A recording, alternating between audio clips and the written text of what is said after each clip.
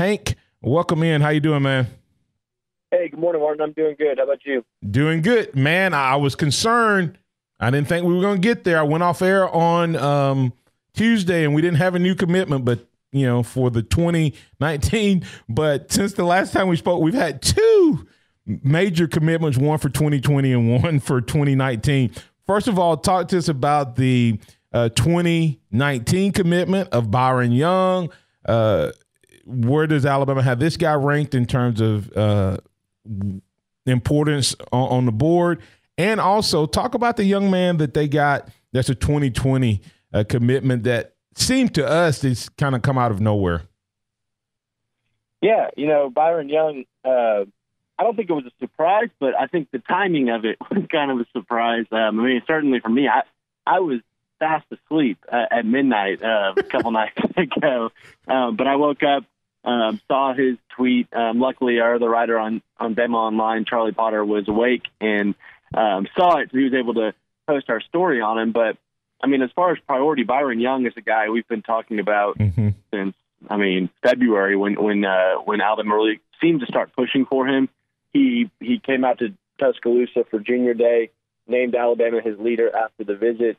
Didn't really say much after that for a while. We went and saw him in May on our little tour through Mississippi and Alabama to see recruits. He reaffirmed that Alabama was still his leader. Came out to camp in June.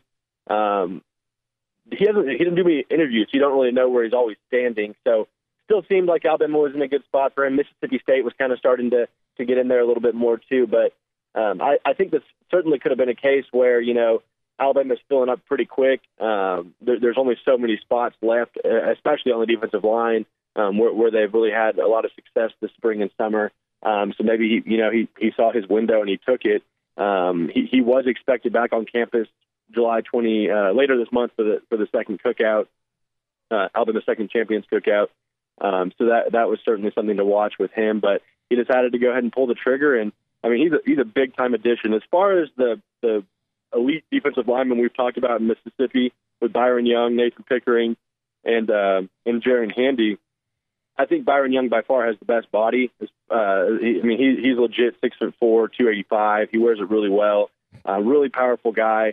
I think getting him into Alabama and into the strength and conditioning program will do wonders for him. And I expect big things from him at the next level. And I know Alabama certainly thinks very highly of him as well. And then Jason Jones, that was one we've kind of been waiting for a while. Number one player in the state for 2020, another defensive tackle, big guy, 6'5", 300 something. After losing like 30 pounds, I heard. Right. Yeah. He's going to be. He's another guy who's going to benefit greatly from Alabama strength and conditioning program. What he can mold into, I think he'll be big time when he gets to Alabama.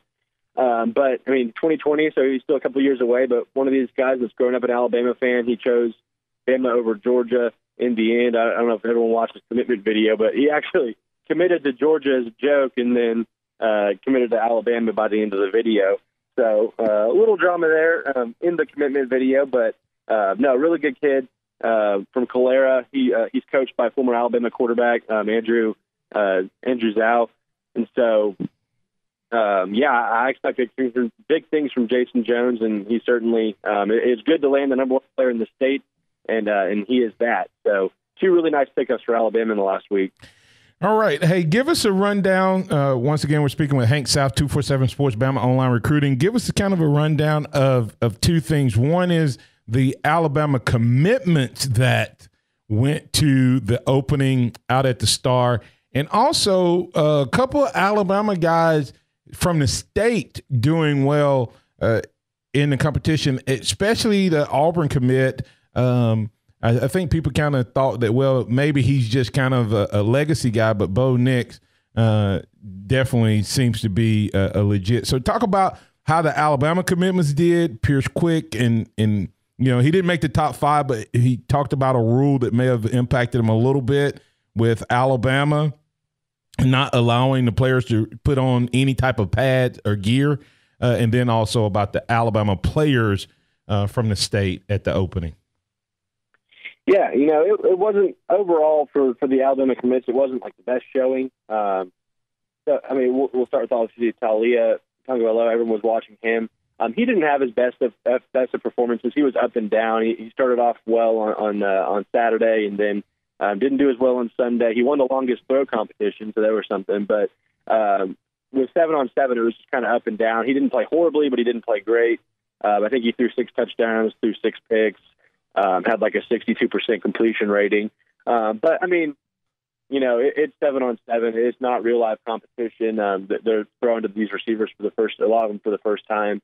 So you can't fully judge them. It's certainly something we use to do rankings with 24/7 Sports, but obviously what they've done on the football field in pads is another major factor too. So not the best of days for him. I forgot where he finished in the final rankings as far as QBs, but it wasn't in the top 5 or anything. But I mean, he's an Elite 11 quarterback. He did get picked out of the in the entire country. He's one of the 11 or 12 best quarterbacks in the nation. So certainly, I don't think this will hurt him too bad as far as rankings go. As far as Pierce Quick, yeah, he couldn't wear shoulder pads. He could wear a helmet, but not shoulder pads, just because Alabama has a high school rule, I guess, where you can't wear them at certain points in the summer. Some other states have that same rule. Louisiana, I believe. West Virginia, I think, has it. Maybe in Ohio. I know for sure Alabama and Louisiana had it. So he could only take so many reps, and that was the same thing with Clay Webb, who's Alabama's major center target. They kind of had to only go against guys who also weren't wearing shoulder pads. So it kind of limited them as far as what they could do, taking reps against the defensive linemen. I know Clay Webb got more just because he had to go up against Ismail Sopsher almost, it seemed like, the entire time, who also didn't have pads on. But Clay Webb was kind of didn't have as many ends to kind of go up against on the outside. So I think on our final count, he didn't win it many reps, but he also didn't take many reps. But when I saw him on Sunday, I thought he looked pretty good. He looked the part, and I think I don't expect a super negative impact, if anything, on his rankings. There were several other Alabama commits. Kevin Harris, he was working at defensive end. By my count, I saw him win a couple reps. Our stats that we were tracking while we were there have him winning. I think he went like 0 for 6 or something. But again, I mean, he flashed at times. He's so long, he's so athletic. I think he's a guy that has a very high ceiling. Christian Williams actually had a pretty good 7-on-7 tournament. He got a pick 6. At one point I saw Shane Lee, actually, for a guy that isn't really the best coverage linebacker as far as how he plays, more like a downhill guy. He got an interception. He looked pretty good. DeMarco Hellams played both receiver and safety. I thought he looked pretty strong. He's certainly a better defense back than he is receiver. And he got a pick 6. I think he got a couple interceptions. One of them was a pick 6 throughout the tournament. So overall, I mean, there's a lot of positives, some negatives, I guess, if you're judging by that, but not the best days, and then not the best tournaments for all of them, but certainly they flashed and showed their potential. And then as far as guys from Alabama, George Pickens, I mean, he's the real deal. You could certainly see why all these teams are trying to flip him. I think he made the opening dream team that we put out on Tuesday night. Bo Nix, he also looked really good. He had a really good tournament. His team made the finals. I saw him in a couple games. He threw like 6 touchdown passes in one of the games I saw. But he also had George Pickens and Jaden Hazelwood. He's the number 1 receiver in the country to throw to. But I mean, he's a good quarterback, and Auburn's got a good one in Bo Nix. And then, another guy that really impressed me that we don't really talk about a lot is Jaden Hill, who's from Bob Jones up in Huntsville. He was at the opening, and I saw him make a pick 6. I mean, he looked really good in coverage, really fast, really athletic. So maybe we see Bama get involved with him later on down the line.